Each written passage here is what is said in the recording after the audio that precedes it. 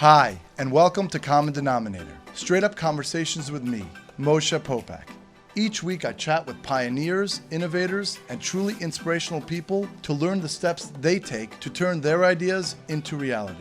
My goal is to empower you to dive in, be bold, and take profound steps toward realizing your own potential.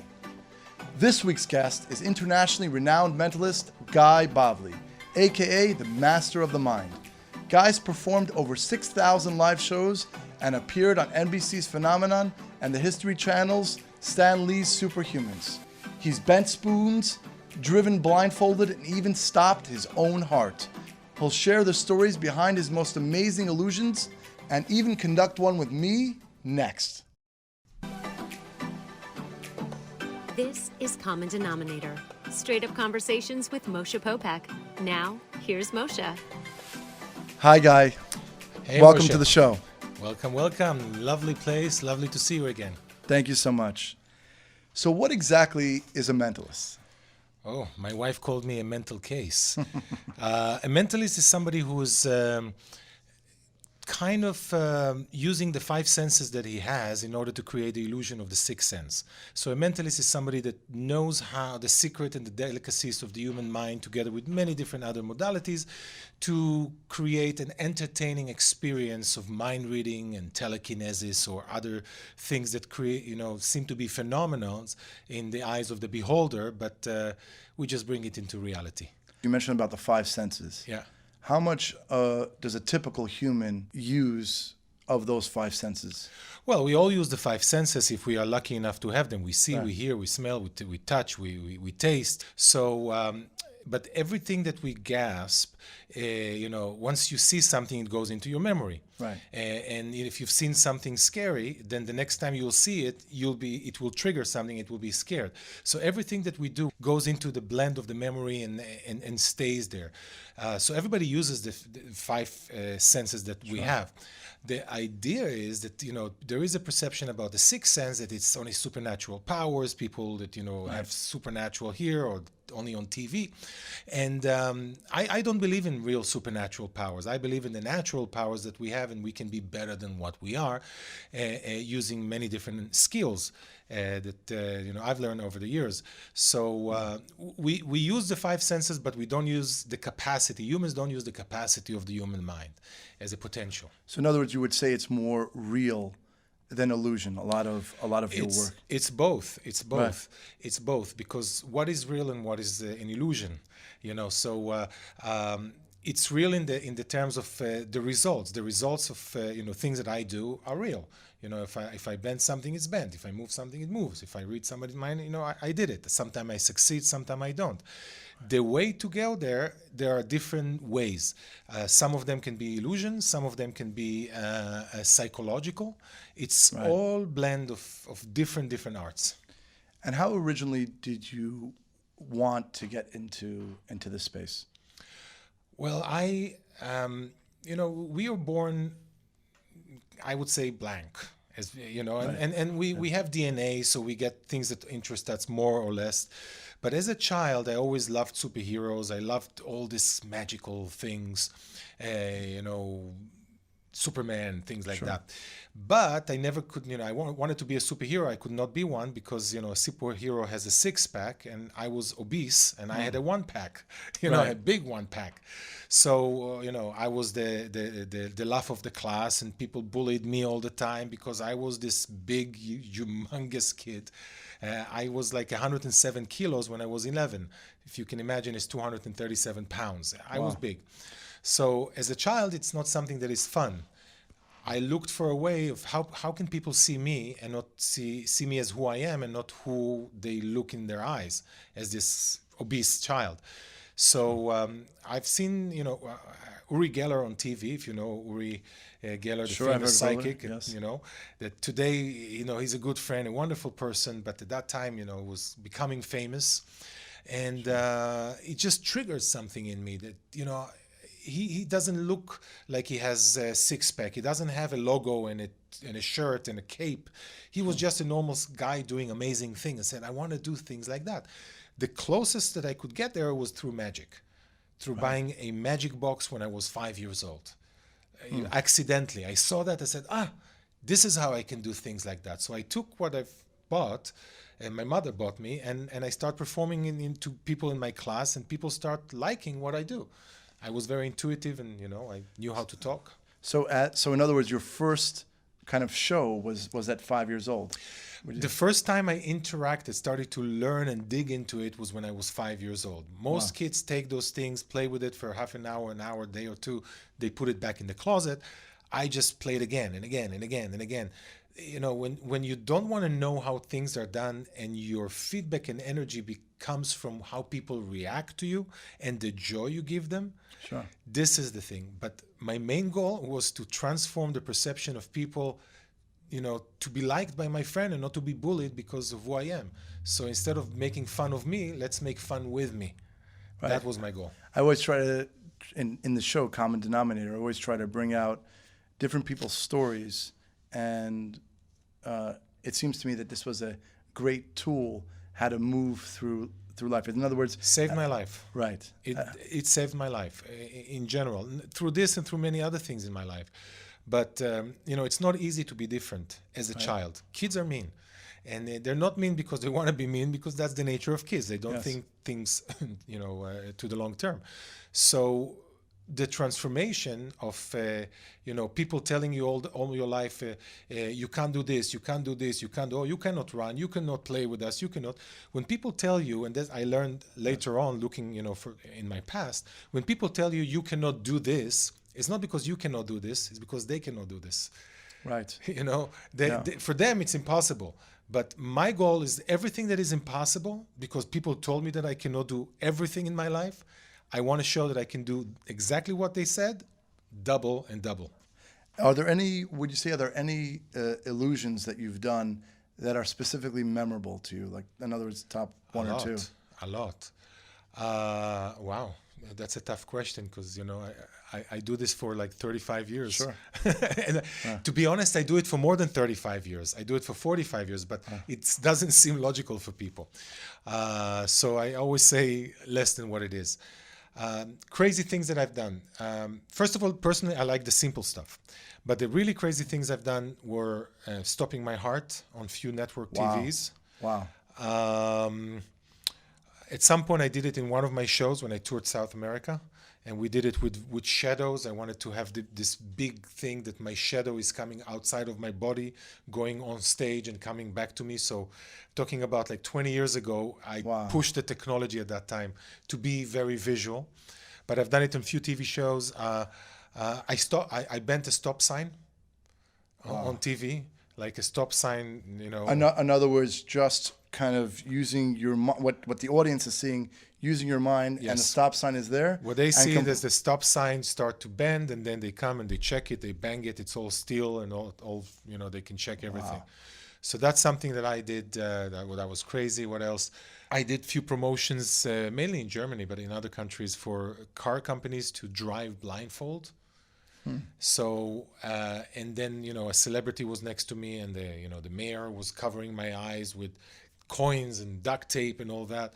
And then we create an obstacle course where we drove between, different. I had to drive. Wow. So, I call it publicity stunts, because it's things that they're abnormal, but they look great on the headline. So they bring publicity, and then the client gets great publicity out of it. I think you would get on the stunt where you stopped your heart. I think that probably the audience would completely, because I know if I would see that, I would. It's very strong. It's not something I do on a regular basis. I've done it, numerous of times, but mainly for TV. Mm-hmm. I only did it few. I can count it in one hand how many times I did it on stage. Mm-hmm. If it had a good reason, like a heart association or something that we want to promote in a provocative way, but it's not something for everyone. I mean, there's nothing graphically there. It's an intellectual visual, let's call it. Right. And it worked fantastic. And in some cases, I had TV shows that it was so strong that they decided it's too strong for TV. So some people really want it and they broadcast and promo it. And some TV shows, they said it was too much for us. So in other words, they come and they check your heart, and it's Yeah, it's yeah. not being, wow. Yeah, I'm connected to an EKG monitor, and somebody's checking my pulse also manually, and they're holding bells, so it's very orchestrate. I like, the thing is this, as a speaker or entertainer or creator, or call it whatever, artist, call it whatever you want, and I think it's in business also. You can do things the regular way, or you can take the things and make them bigger than life. My profession as a mentalist is a non-visual art. I'm not flying in the air. I'm not cutting people in half. I do things that are mental. They are not visual. So in order to make them interesting for the audience, because I need to perform for an hour or 2 hours, depends. Then you need to either be funny and engaging and entertaining, which is one side. But how do you make it visual? And I like to take small things and blow them up on stage to be very visual, using AV, audio visual, and lights and special electronics and things that it seems like all the go-to places where a typical human's like, okay, that I associate with this, I associate with that, because I remember hearing how much can a brain process in any 1 second. So they'll always have these kind of like default settings. Yeah. And if you know those default settings, you play to those default settings, and then you insert. It seems like you insert the little bit, and then they're like, "Wow, could that really be?" The devil is in the details. Right. So if you look at the details and also vision. I mean, you too. As a motivator, as an entrepreneur, a businessman, it's not just the business. It's not like, okay, I'm going to buy this for $1 and sell it for 10. It's what's the vision. Right. Do I have passion to what I do? Do I really want to buy this and sell this? Is it going to make me joy? Because if it doesn't make you joy, don't do it. Right. Find the angle to make you enjoy what you do, and then you will do it 10 times better. Yeah. Do you usually look for believer or a skeptic when you're going to the audience? Well, first of all, I don't define my audience. My audience has their own thing. It's funny you're asking, because it's like somebody who likes this singer and somebody who likes that singer. The question, if the person who likes Celine Dion will also enjoy Elton John, and if Elton John will like this. But, you have the skeptics, believers, and the people in the middle. I'm none of them. I never claim, and I will never claim, and I don't care how many newspapers and TV shows, tested me and said that I have special things in my brain and whatever, and I have explanation for everything. But I don't care people that are extremist. If there is psychics, for example, which I'm a guest, if a psychic will tell you, oh, tomorrow this is going to happen, don't make this deal, do that deal, I don't like it, because nobody can tell you anything about your future. Your future is yours. People can guide you. They tell you, I think it's a good business, it's a bad business, but I might be wrong. But for me, it's easier to fool skeptics, because they, when people try so hard, there's more. They lose the focus. Right. But I don't care about fooling. I care about the experience. Right. It's all about the experience. So in my show, in the end, everything is vague. Some people come to me and tell me, no, you must have those powers. But in the show, I say, no supernatural powers. I don't believe in them. I believe that everybody can do, every 5-year-old with 30 years of experience that I have can do what I do. So I was just thinking it would probably be super cool for the audience if maybe we can try to do some mind game, maybe here, right here. Sure. So I don't know if you have. I'm just gonna say I have no knowledge of what we're gonna do. So, Guy, I just thought it would be cool to do this. All right, let's do a do it on the audio. Yeah. Let's do a play. Can you? I want you. I'm going to talk because I don't want you to sit here, and this whole studio is full of cameras and stuff like that. I want you to take piece of paper. Okay. Rip off. I'm going to be ripping off a piece. No, take all of this and go next to the door because you need something to write. Okay, on. so I'm gonna step over there. Yeah, I'll talk and explain to you what you need to do. So I want you to draw anything you want that you can draw in less than 10 seconds. Think yourself as a 5-year-old, something passionate. I don't care what it is, but whatever it is, it is. All right? Did you draw something? I did. Okay, I want you to take the paper out, put it in your pocket, close it, put it on the table. I don't care what you're going to do, but you know what it is. Yes, I know what it Okay, is. so crumble it in your hand. Now, I know that we have also we are alone here in the studio, but we have also people in the control. Do they have a microphone and able to, or can you bring anybody here? So here now Moshe is going out and bringing somebody. I don't know who is this. I got Akiva here. Okay, excellent. And Akiva, take a piece of paper. Okay. I'm giving you this, and I'm giving you also a marker. Right. And we're going to do it real time with you. Go to the side. Did you talk to each other? Do you know what he drew? Because I don't know. First of all, I don't know what anybody drew, and I don't even know what's going to happen. What's going to happen? Okay, so Akiva, I want you to draw anything that you want, something that you have in your memory, in your mind, in your head. Again, a picture that you can draw in less than 10 seconds, okay? Just create it or recreate it in your mind. But before you do it, look at me.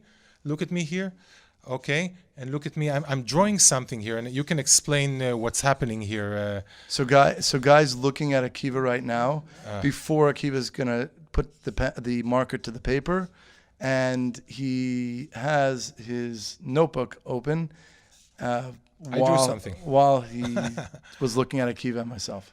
All right, so you don't know what he drew, and you're going to draw it right now. I'm putting it on the table. You can hear the sound. Yes. And I'm sending it to you. So whatever guy drew, I have it. It's on the table upside down. And I have no idea what he drew, and now Akiva is going to draw something. Akiva, draw something, anything that comes really quick, less than 10 seconds in your mind, just recreate it in your mind, okay? Very good. Can you, now, I don't know if you guys are together, working together, or you know each other for a long time? Yeah, we know each other, okay. and we also work together. Okay, is there any chance that what you drew has some kind of connection to him in this way or another? Do you think, what's the chances? We didn't speak about it, so I think very, very slight. I think okay, very good. It's almost impossible. Very good. Can you tell me, what did you draw? I drew a tree. Nice. I don't know what Akiva drew, but Akiva, can you tell me what you drew? He said a leaf. A leaf.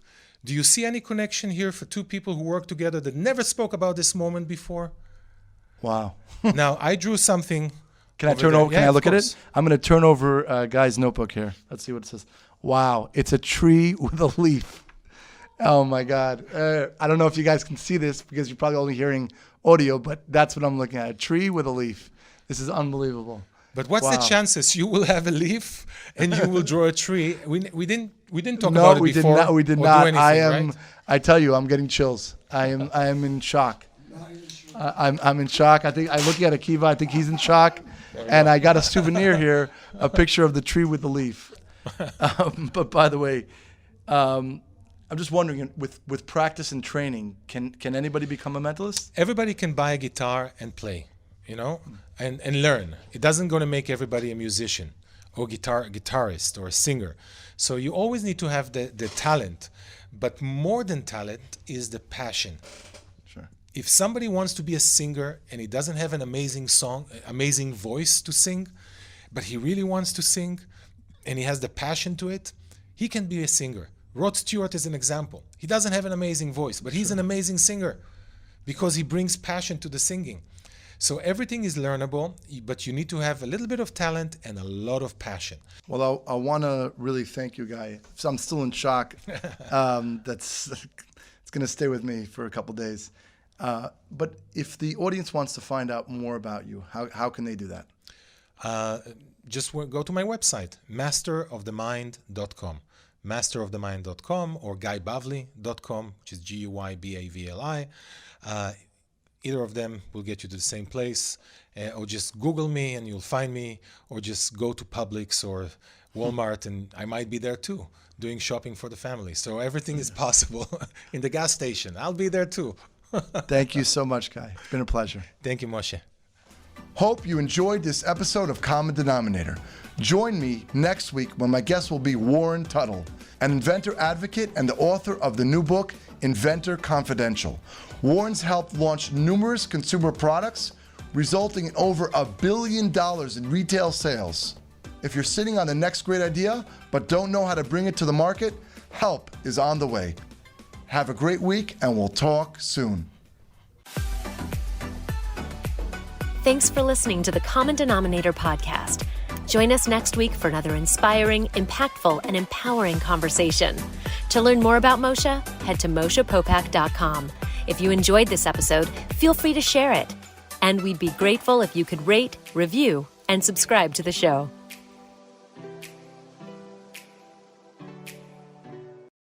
Don't forget to sign up for our newsletter and visit our #Positivity store.